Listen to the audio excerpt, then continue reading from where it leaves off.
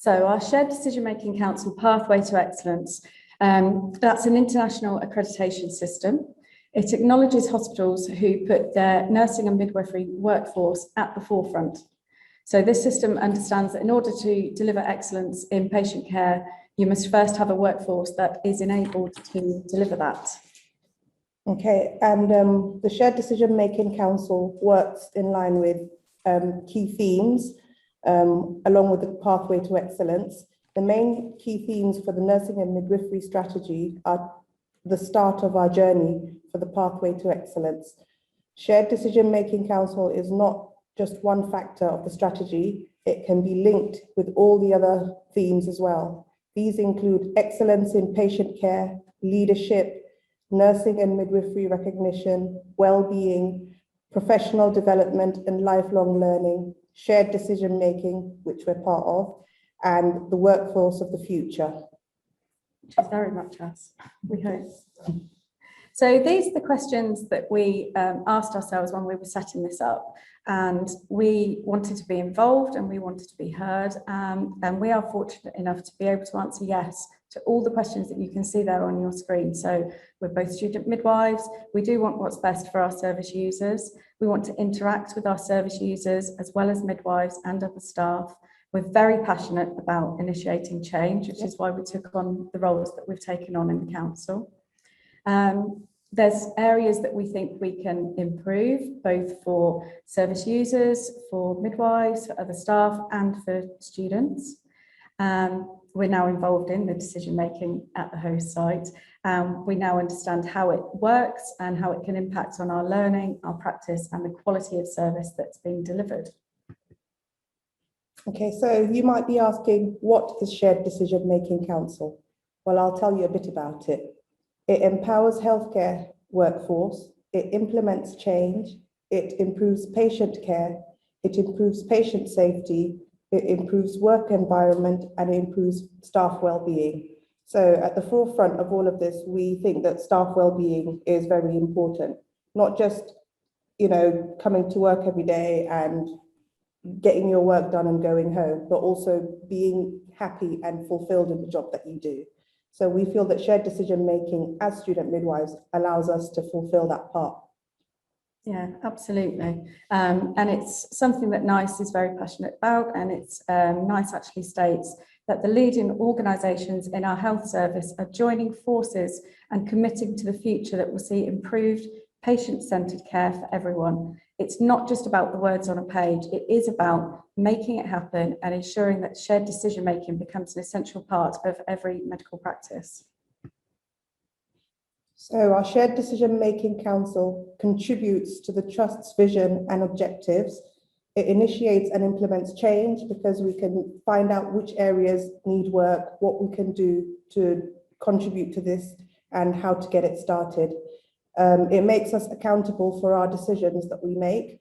It helps develop the midwifery profession. It gives us an equal voice, and it's recognised throughout the trust. Sorry. And as students, we thought it was really important to have a voice within the trust, and so this council has kind of empowered us to be able to do that.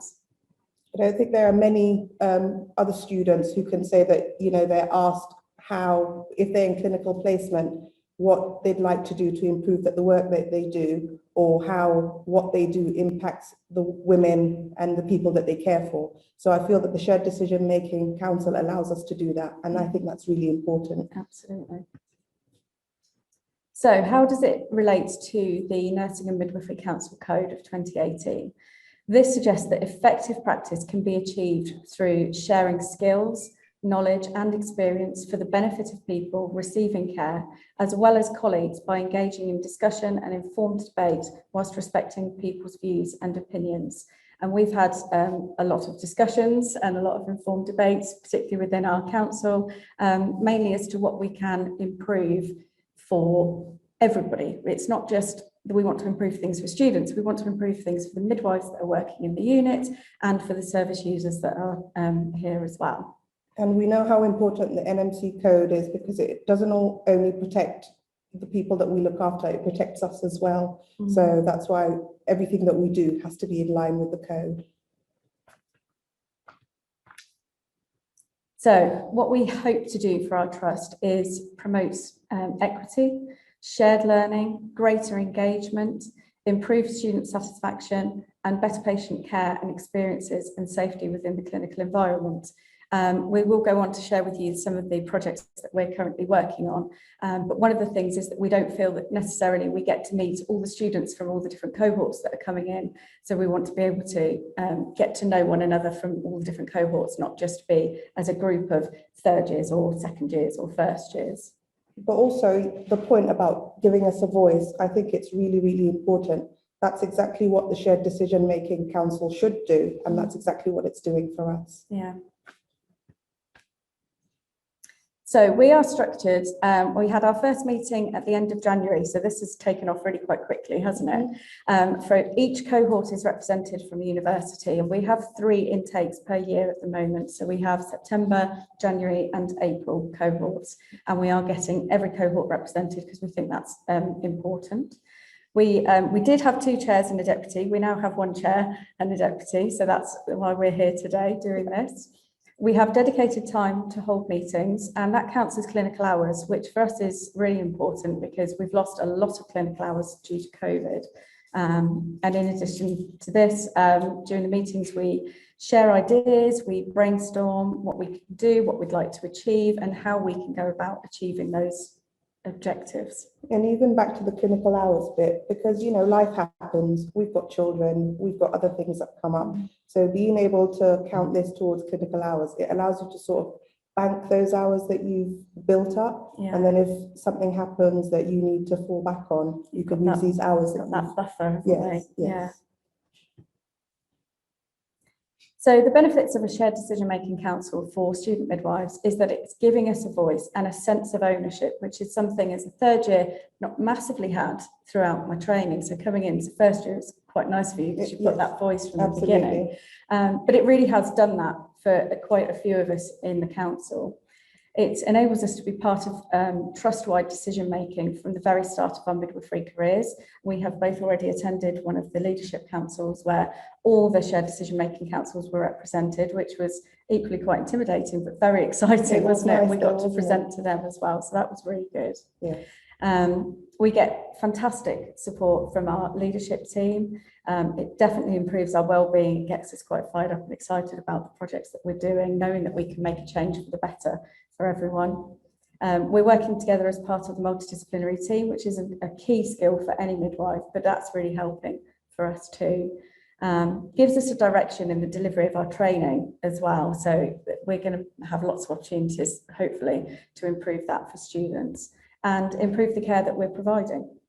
And again, we don't feel just, you know, like students, we feel like we're part of the team. Yeah, When really looked at, we're seen as we are student midwives. Yes. You know, so it's nice to have that feeling of belonging. Definitely, yeah.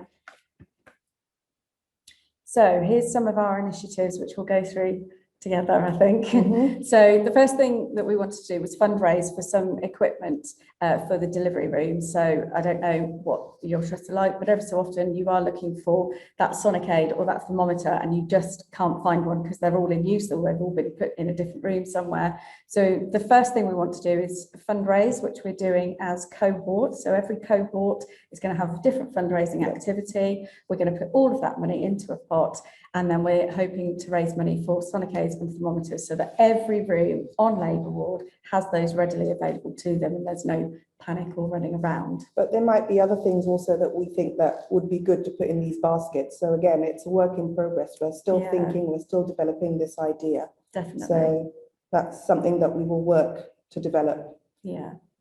So the next thing is we thought a nice personal touch for the service users would be to have the congratulatory card, which will accompany their complimentary post-delivery tea and toast. So Hauwa has been very busy designing some of these. I think you may have employed your children to help as well. I did. And we've got some lovely cards that we're hoping to get printed up really soon so that when we go and make their tea and toast afterwards, they can have this card, we can write on them. It makes it a little bit personal for them and a little keepsake to keep in that that memory box, which I think makes it really special for the service users, doesn't it? And it's not going to be just one design, is it? It's going to be like We've got maybe a 4 few, or 5 haven't we? different designs, so that you're not getting the same one as the next person in the next room. So Yeah, I think that puts a bit of, it makes it nicer. You don't feel like you're getting one out the box. yeah, it's a sort of. personal touch Yeah. that we thought was important. So for students, we're doing some virtual meetups. We're hoping to run a quiz at some point soon, aren't we? We need to get in touch with everybody. But just to make that more of an engagement for everybody together, because at the moment you do only see the people who are on your placement, or you do only see your own cohort when you're in the university. And I think it's really important, particularly for first years or new first years coming in, to know who their senior student midwives are, so that they can go to them if they feel worried or anxious, they've got any questions that they might feel are silly if they ask a midwife, Yes. but they feel safe asking a student. So that's the next thing we want to do. But obviously, because now the world is opening up a little bit more, so we might even be able to meet up face to face. Yes, which So would that be really amazing. lovely. Really good. Do you want Yeah. to do the next one? Yep, sure. And we're also developing an induction booklets, and we're going to do virtual tours of videos for each practice area within the maternity section for new student midwives. So we would do videos to introduce new students to the areas. We'd, talk about where the changing rooms are, where the nurses' station is. Yeah. 'Cause these are all Code the for the things- toilets, Yes. very important. These are all the things that you want to know on your first day, so that you don't come in feeling lost. Yeah, and then we're going to create a booklet to go alongside that as well, so that once they've watched the video, they can kind of recognise where they are. They'll have that booklet with them, and they can, something. Oh, what is the code for the toilet? Yes. And it's all there. Everything they need to know is there. Yeah. We also wanted to recognise good mentorship. So supervisors and assessors are fantastic across the maternity area, but every so often you get that one person who really stands out, who really went the extra mile for you as a student. And we want to acknowledge that. So we're calling those Mentor Oscars. We're going to start those next month, because I've created the forms for them. Okay. And everybody or anybody, all the students can nominate somebody who's been particularly outstanding or has done something extra special for them. And every month, I think we're going to try and do a little presentation Definitely. to maybe 3 or 4 midwives, I think it will be, just so that they know that we appreciate what they do for us. Yep. As well. And then the future of Shared Decision Making Council. We hope that, from being on the Student Shared Decision Making Council, it leads on to the newly qualified Shared Decision Making Council. So it doesn't just stop at the end of your degree. It leads on to something else. So you're not just, you don't graduate and then you think, oh, what do I do now? Have no voice again. Exactly. Yeah. So you still continue to, implement and initiate change through the newly qualified one. There'll be a succession plan. Yes, so I will lead probably the next 2. We meet every other month. I'll probably lead the next 2 as chair, and then I will hand over to the next student midwife who wishes to take on the chair, so that everybody gets that sort of benefit, really, of being able to lead that, feeling confident in what they're doing, and add it to their CV. Absolutely.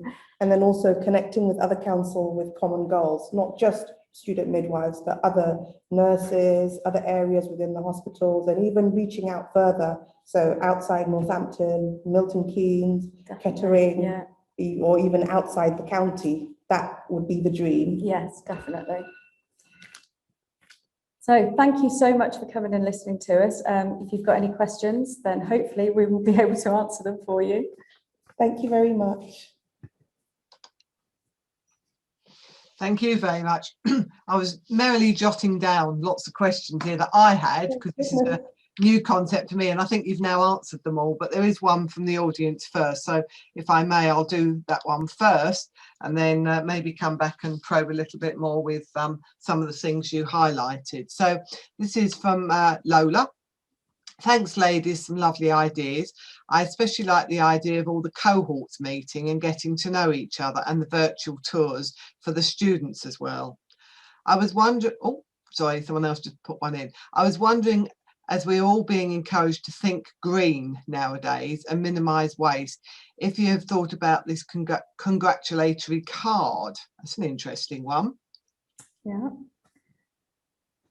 Not something we've thought about, is No, it? we haven't. We quite liked the idea of it being a congratulatory card, just for them to have that physical aspect of It's a it. keepsake, isn't it? It's Yeah, something, first thing yeah. that you got from a hospital where you gave birth. I think it's something nice that you want to put in your baby's memory box. But it's definitely something we'll think about at our next meeting, definitely. Yeah. And maybe even just recycled paper might answer some of the green issues. That's Yes, which we do use at the hospital anyway. Yeah. Yes, I do. Yeah, super, thank you. And thank you, Lola. And I've got one from Helen at University Leicester. So that was brilliant. It was lovely to hear that students finally had a voice. So that felt fairly faithful. And yeah, maybe I can pick on that. It looks like someone else might be typing. That was one of the things I can remember as a student too many years ago to think about. And we felt very isolated in so much as we didn't have interaction, certainly even with senior staff, let alone as you have had the opportunity at board level. Yeah. Do you think, because I know one of the opening things you said was about leadership for the future, do you think this would help prepare student midwives to look to their future careers in not necessarily just, you know, trust board level, but I'm thinking about leadership per se? Yes, I really do. Speaking as somebody who qualifies in just over 4 months, or fingers crossed will qualify in 4 months, it's definitely put that in my mind, I have to say, because I mean, I feel really excited by the opportunity that we've had. Yeah. And I've kind of taken it with both hands and started running very quickly with it, which is how we've ended up here. But yes, definitely, I think leadership is something that I would like to be looking into in the future, and I think it could do that for, you know, the succession of student midwives coming through the council. Yeah. It's quite a bit way off for me because obviously I'm in my first year, I'm just going into my second year, but again, leadership would definitely be something that I would be looking into. Yeah. And it's nice to have other people to look up to. So Yes, yeah. Good, thank you. There's another question. Oh, they're coming in now, ladies. Oh, hang on, I'm trying to keep up with them. Hang on, let me go back up there. Right, so this is from Jacqueline. Sorry, you may have mentioned it. How did you initiate the council? So this idea was given to us by a lovely lady called Sarah Coffey. She's a practice development midwife, but she has a lot to do with students. And she proposed this as something that might be a really good thing for us to do, and kind of put feelers out there and got quite a good response from several student midwives. And I think because Sarah's so passionate about, you know, giving people a voice and looking after the students, us looking after ourselves, she really wanted to push this idea forward. Thank you, thank you. One from Anna. Thank you, first of all. That was very interesting. Does your uni have a nursing equivalent? That was one of my questions. And do you overlap and connect much, which you started to allude to? But yes, I'd love to know a bit more about that as well. Yeah, so I believe there are some student nursing shared decision-making councils as well. They were also at the leadership council that we went to. So yeah, I think it's becoming more and more sort of, what's the word? And also when obviously we reach out to other councils, nurses obviously are people that we work quite closely with. So yeah. Again, those like that council would be a good council for us to work with. And also our university, so our course, there are 3 trust sites. And I know from speaking to my colleagues who are at the other 2 trust sites, they're also quite interested in developing this as well. So I think they might be taking it back to their trust site and saying, well, we could do this too. Yeah. So hopefully we're spreading the word. I think it's a great template for other groups. I did like your virtual tour for the student midwives, and I love the fact you said about knowing where the toilet is. It's the one thing I always say to students: there's the coffee, there's the emergency trolley, and there's the toilet. Yeah. So yeah, that I think was a fab idea. Oh, another one here's from Moira. Thank you, Moira. Thank you so much, Northampton. You should be super proud of you. I missed the very beginning, so apologies if you've already covered this. What is the overlap or connection with student midwifery societies supported by the RCM? An interesting That's one. a good question. Well, at the moment, we haven't, because obviously it's a fairly new council, so we're still putting our feelers out there. We're still trying to make the connection. So definitely we intend to reach out to the Midwifery Society and see how we can work collaboratively. Yeah, super, thank you. Just waiting to see if anything else pops up before I do another question. It proves how much interest there is and how many people and myself have got questions here. The other thing with the virtual tour, especially at the moment with everything being virtual just about, how about adding to it, or had you thought about adding to it about an introduction to the staff? Because I work in the theatre, and of course everyone wears a scrub, and at the moment they're all wearing nice scrubs that the local community have designed, but of course hardly anyone now is wearing a badge. Yeah. Partly infection control, not wearing the lanyards. A lot of people don't get issued badges. So is that something you're filing? So you've probably already thought about it. It is something that we'd like to do as well, because especially the key people that you will be meeting on each placement, I think it would be really important. And then to know, you know, you get your off duty and you get a name and you kind of wandering around on your first days going, I don't know who this person is. But if we can then provide that, that would be a good addition. whether it's in the booklet or whether in the virtual tour, we can get people to just say, this is who I am and this is what I do. Yeah. I think it would be really nice, and it would just ease that anxiety, I think. Absolutely. Particularly with the first years coming into brand new placements. They don't know the area, they don't know the people, but if we can put this in place, hopefully they'll have a little less anxiety coming in. Yeah. And it's such a complex organisation, the NHS, isn't it? And as I say, without badges, you know, and you think, is that a doctor? Is that a... Yes. Or who's that person? So yeah, I think it's fab. Oh, another thank you. Lorna, thank you, Lorna. No questions from me. I'm just so proud of these two, sorry. They work incredibly hard and have taken this as an invaluable opportunity. Their enthusiasm is contagious. I think the questions prove that. And the University of Northampton is very proud to have them. That's a lovely thank you from obviously a colleague. Thank you, Lorna. Yeah, you can go and buy a chocolate later. We will. That's really nice. So yeah, thank you for that. What else did I have on here? Oh yes, so obviously some of you are introduced to it in year one. How are you going to actually embed it into that year one first experience? So is one of you going to come and talk to your colleagues? Do you know how you're going to do that, or have already done it? I did actually. Last week there was an induction for the next intake, and I was invited along to come and speak to the new intake. So already we're putting the idea, we're planting the seed in their heads, and we're trying to see who would be interested.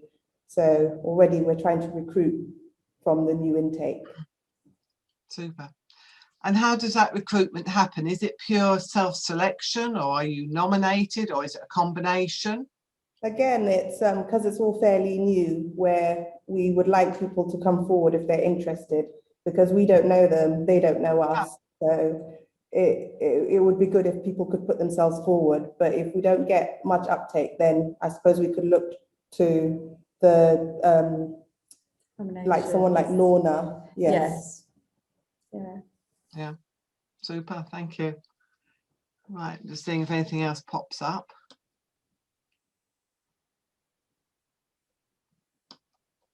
No, we haven't got anything else popped up. We have a couple of minutes. Anything final you'd like to share with us? And then that will give you a big breathing space and you can...